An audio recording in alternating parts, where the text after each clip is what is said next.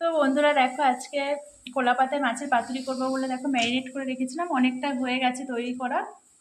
আর এই যে দেখো এখানে এই যে কলা পাতার মধ্যে মুড়ে রাখা হয়েছে, আর এখানে এই যে দেওয়া হয়েছে আজকে। তো এখন এই পাতুরিটা তৈরি হচ্ছে,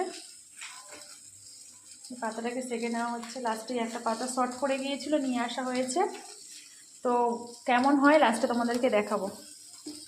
তো দেখো এই যে পাতুরি এখন ভাজা চলছে। ফাইনালি দেখো মাছের পাতুরি হয়ে গেছে।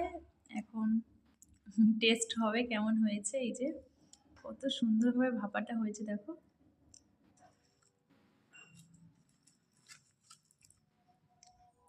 দারুণ, এক কথায় অসাধারণ। আমার টেস্ট করো, খাও।